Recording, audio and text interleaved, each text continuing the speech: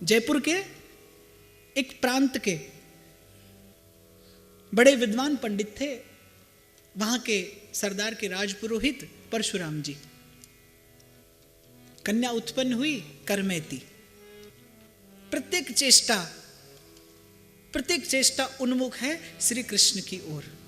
जैसे गंगा का उद्गम होता है गंगोत्री से, कहीं भी जाए गंगा, वो किसी भी स्थान को अपना मार्ग बनाए, लेकिन उनका उद्देश्य एक है, समुद्र से जाकर मिलना।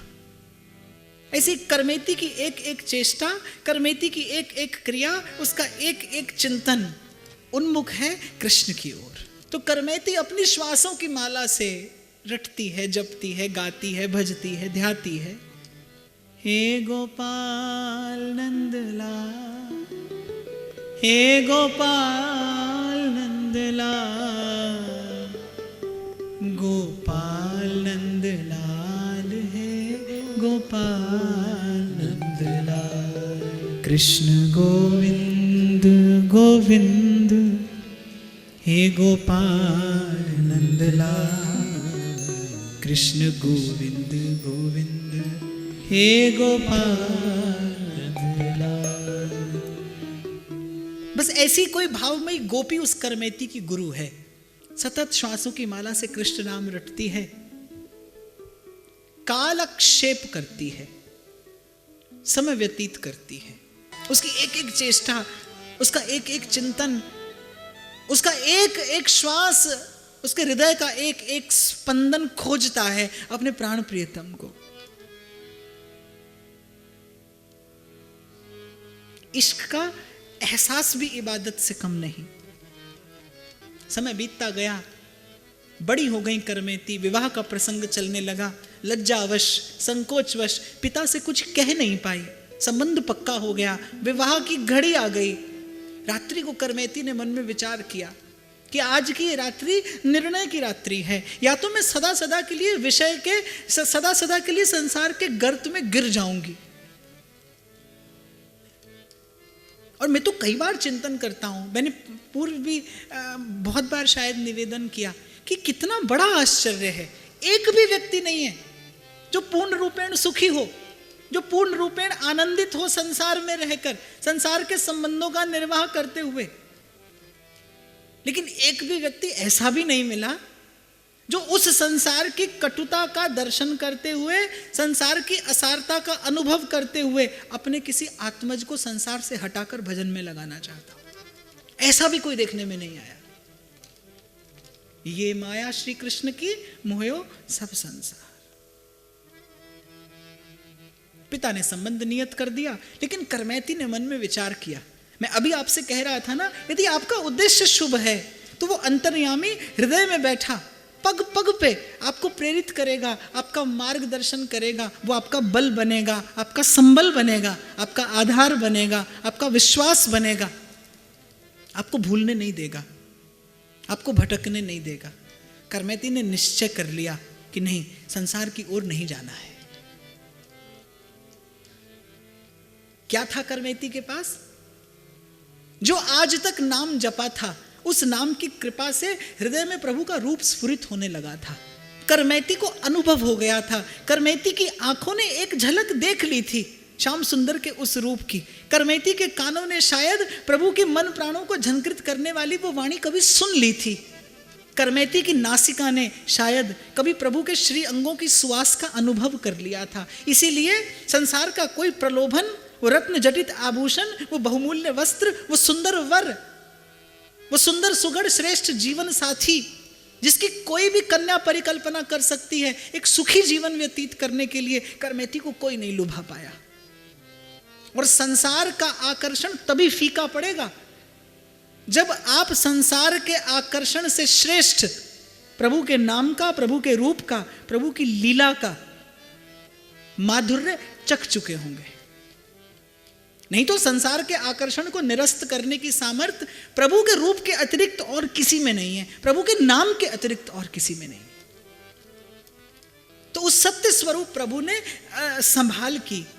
करमैती के मन में वो बल बनकर, वो आधार बनकर, वो अवलंब बनकर बैठे।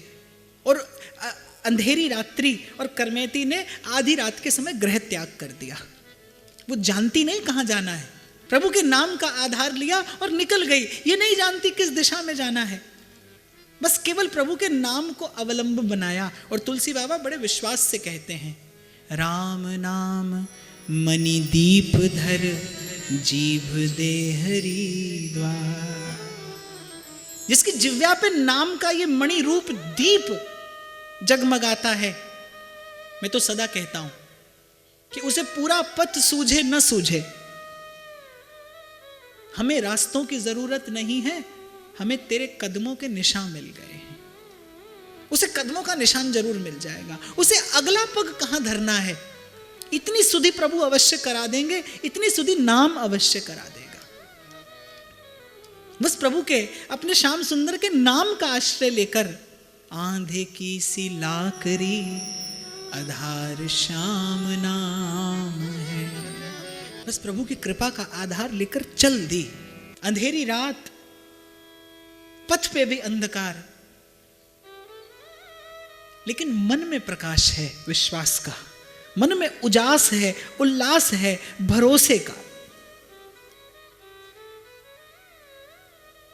सुबह पिता ने देखा कन्या घर में नहीं है, समाज में लोक निंदा होगी, इस भय से राजा के पास गए। राजा ने उसी समय चारों दिशाओं में सैनिक दौड़ा दिए कि जाओ किसी भी प्रकार से कन्या को लेकर आओ, अभी बहुत दूर कहां गई होगी।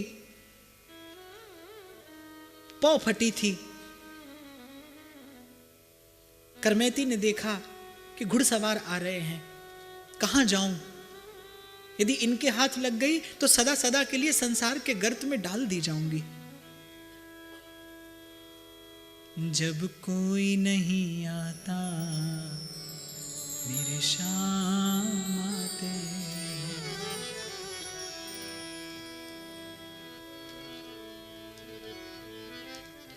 निकट एक मरा ऊंट पड़ा था, जिसका पेट श्रृगाल कुकर खा गए थे।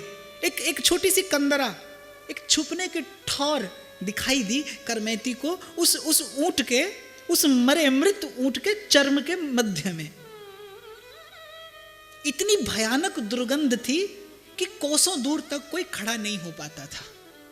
करमैती को दिखाई पड़ा वो मृत ऊंट, और उसके पेट में बनी वो कंदरा, उसके उदर में बनी वो गुफा कंदरा। छिप सकती हूं मैं यहां। वो दुर्गंध जो संसार के विषयों से आ रही थी करमैती के हृदय में, उस दुर्गंध के सामने उसे उस मृत ऊंट की दुर्गंध कुछ नहीं जान पड़ी। छिप गई उसी मृत ऊंट के उस उदर में जाकर करमैती।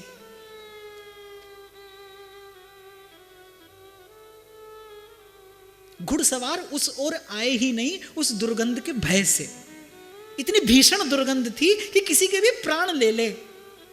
और कथा कहती है 3 दिन तक करमैती उन राज कर्मचारियों के भय से उस मृत ऊंट के चर्म में पड़ी रही, अपने प्राण प्रियतम का स्मरण करती। मोर मुकुट मकराकृत कुंडल, पीतांबर छवि न्यारी गिरधारी रे। पीतांबर छवि न्यारी, पीतांबर छवि न्यारी बलिहारी रे। पीतांबर छवि न्यारी।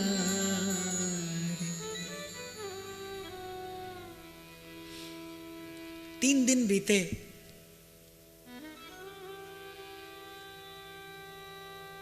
बाहर निकली भूखे प्यासे, उस भीषण दुर्गंध में पड़ी करमैती, लेकिन कोई आशा का दीप हृदय में ऐसा जल रहा था जिसने प्राणों की रक्षा ही नहीं भाव की रक्षा भी की।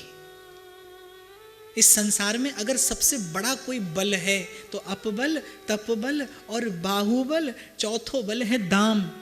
और सूर किशोर कृपाते सब बल, हारे को हरि नाम। नाम का बल है, अपने अपने इष्ट के भरोसे का बल है, निकली। और जब प्रभु देख लेते हैं, जब प्रभु परख लेते हैं कि इसे मेरे अतिरिक्त अब कोई और कामना नहीं बची है, जब प्रभु ये देख लेते हैं, जब श्री कृष्ण ये देख लेते हैं कि इस जीव के मन में अब मेरे अतिरिक्त, मेरे प्रेम के अतिरिक्त कोई और कामना, कोई और लालसा, कोई अन्य अभिलाषा शेष नहीं है, फिर श्री कृष्ण उसे भेज देते हैं। कहाँ? जय जय वृंदावन वृंदावन वृंदावन। संगी मिल गए, साथी मिल गए, यात्रा सरल हो गई और करमेती सीधे वृंदावन धाम आ पहुंची। यमुना का कूल, ब्रजभूमि, जहां के कण कण से सुवास आ रही थी करमेती को। जिस ओर देखती, जिस लता द्रुम बेली वल्लरी की ओर देखती, उसी की छाया में खड़े नटवर नागर का दर्शन होता। जिस कुंज निकुंज का दर्शन करती, वहीं गोपी जन वल्लभ और गोपियों के मध्य हुई क्रीड़ा का अनुभव होता। धाम अपना स्वरूप स्वयं प्रकट करता है। जब आप वृंदावन का सेवन केवल कृष्ण प्रेम की लालसा से करते हैं तो वृंदावन नित्य वस्तु है, वृंदावन शाश्वत वस्तु है। वो अपना सत्व, वो अपना तत्व, वो अपना मर्म, वो अपना रहस्य स्वयं आपके आगे उद्घाटित करता है।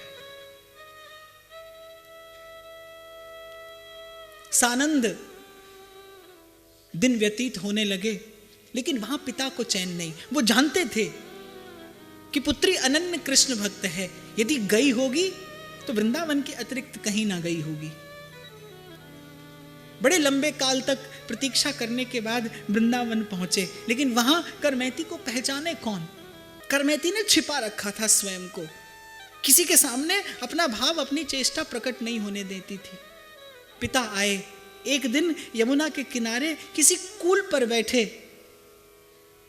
प्रभु से प्रार्थना कर रहे थे कि और नहीं तो कम से कम बेटी का दर्शन तो पालूं। वो जीवित भी है, वो सुरक्षित भी है। हे प्रभु, कहीं आपका आश्रय लेकर निकली वो कन्या, कहीं उसके साथ कोई अनर्थ तो नहीं हुआ? पिता अपने मन में ये चिंता लेकर बैठे हैं। प्रभु को दर्शन कराना पड़ा। क्यों? क्योंकि यदि इन्हें दर्शन नहीं होता तो इनके मन में संशय जगेगा कि भगवान ने अपने भक्त की रक्षा नहीं की। देखा एक ब्रह्मचारिणी, मानो साक्षात ब्रह्म विद्या खड़ी हो, जीर्ण शीर्ण बसन में लिपटी, और उसकी आंखों से कैसे अश्रुपात होता है। उसकी आंखों से कुछ ऐसा अश्रुपात होता है कि अश्रु बहते हैं। अश्रु बहते बहते यमुना की रेत पर खड़ी वो रोती है, और अश्रुओं का प्रवाह ऐसा है कि जैसे अश्रुओं की धार जाकर यमुना की जलधारा में जाकर मिलती हो, ऐसा रुदन करमेती करती है। हे कृष्ण, श्याम मोहे कब रे मिलोगे, हरि जी मोहे कब रे मिलोगे।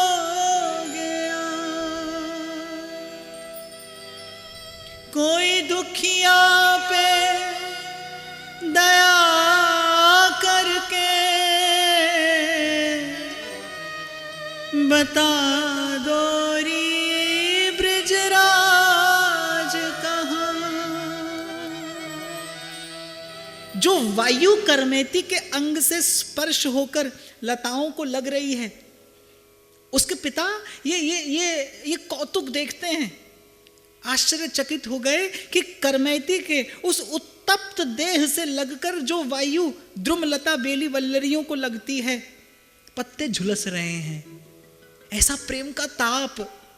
यमुना किनारे खड़ी वो रोती है और अश्रु की धार जाकर उस रेत से अपना मार्ग बनाती हुई, कितना भी जल उड़ेल दीजिए रेत पर सूख जाता है, लेकिन पिता एक कौतुक देखते हैं, एक आश्चर्य देखते हैं कि अश्रु की धार उस रेत से मार्ग बनाती हुई यमुना की जलधारा में जाकर मिलती है। उसके उत्तप्त तन का स्पर्श करके वायु लता वृक्ष बेली वल्लरियों को लगती है, पत्ते झुलस जाते हैं। उसके प्रेम का ताप ऐसा है। एक बार तो मन में विचार किया कि क्यों ना यहीं से इसे बस प्रणाम करके लौट जाऊं, क्यों इसके भाव में बाधा उत्पन्न करूं? इसके सौभाग्य का परिपाक हुआ है जो इस पर देव ने ऐसी कृपा की है। ऐसा एक भक्त त्रिभुवन को पवित्र करता है। पर पिता अपने मोह का संवरण नहीं कर पाए, सन्मुख गए। बेटी, ये तो तुझसे नहीं कह सकता कि तू घर चल। मैं ये तो नहीं कह सकता कि यहां बन बन क्यों भटकती है, क्योंकि आज तेरा